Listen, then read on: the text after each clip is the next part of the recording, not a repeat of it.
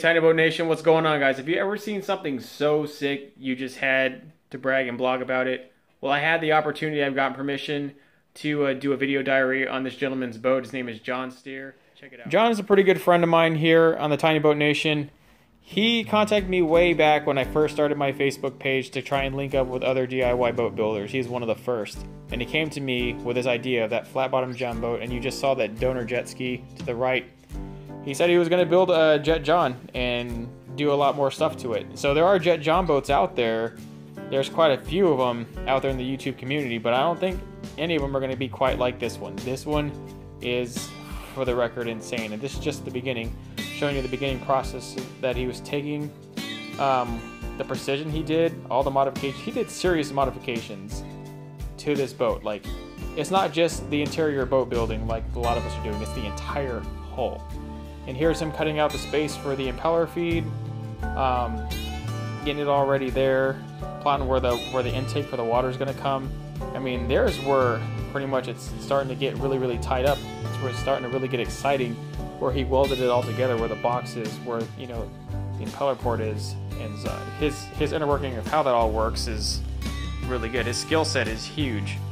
I mean, to the point where it's beyond just simple, you know, fabrication of things. I mean, his knowledge of mechanics, how to link everything up, make everything work is pretty awesome. When the rest of us are just getting outboard motors, he's sticking in a 95 horsepower engine, and this is a 1236 John boat. I'm sorry, a 1436 John boat. The thing can't weigh more than 100 and some odd pounds.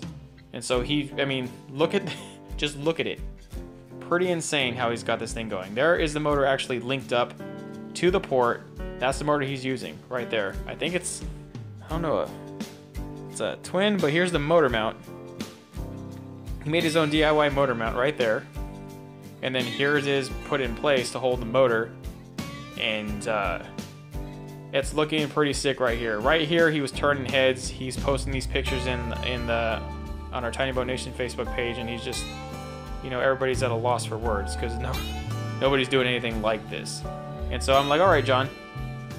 A lot of people put out Jet John boats. What are you gonna do that's different? Okay, what are you gonna do that's different from just a motor and impeller? So he decides to mod the entire boat by itself. Here he is. We see like significant modifications to the hull. He wasn't sure that the middle rail was gonna let it cavitate correctly, so he just took out the middle rail, cut it right out of the boat, and then he made his own bottom deck. So it has like a cat style, like, decking to it. It's really rad. He finished it off really nicely. He welded it up and sealed it up, and then he made his own beaver tail pods.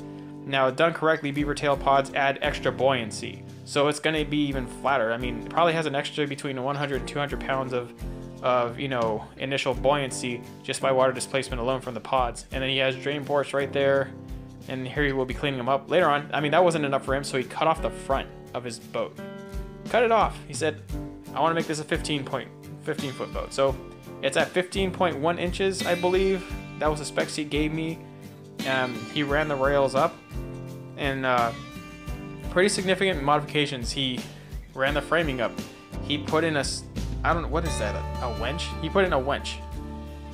And the idea behind this was that he wants, aside from the wench being just extremely handy to get himself out of sticky situations, pull up the trailer with ease, and do a lot of different things, the angled front is going to help with waves, because he says, you know, he's dealing with huge barges out there and, you know, 40-foot yachts out there making huge wake, and so, you know, out there on whatever river chain he's on, he's making it work. And so you saw him putting in the foam, stuff's getting serious. He did all this in a matter of like a week. He really went hard on this boat, and I think he almost finished it. But if you want to see the rest of this boat, you're going to have to stay tuned.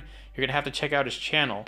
If you're extremely interested, like I am, to see the finished product of this boat and what it's going to end up being like, because, I mean, from what I'm getting from him, this isn't even like anything. When he really starts to fabricate the boat in and put everything in, it's just going to be insane. It's also going to be kind of a roughneck boat. He's going to use it for everything. And so check it out. Outlaw Garage and Restoration is his channel. Again, that's Outlaw Garage and Restoration. Video will be in the iCard link. Thank you, John, for being a part of this community and everything you do. I also want to give out a shout out to Fire and Fishing for being near completion of his boat. It's been a year in the making, and he's put a lot of work into this boat. It's one of the most successful non-welded aluminum John boat creations out there, period. Without a doubt. Has some really cool stuff, and he's got a whole series on this boat, so if you haven't checked that one out, please do. And if you guys haven't checked us out yet, check out Tiny Boat Nation, check out our Facebook page, and check out our forums. Whichever one you guys like better is there for you, and there's where the community is. Thank you.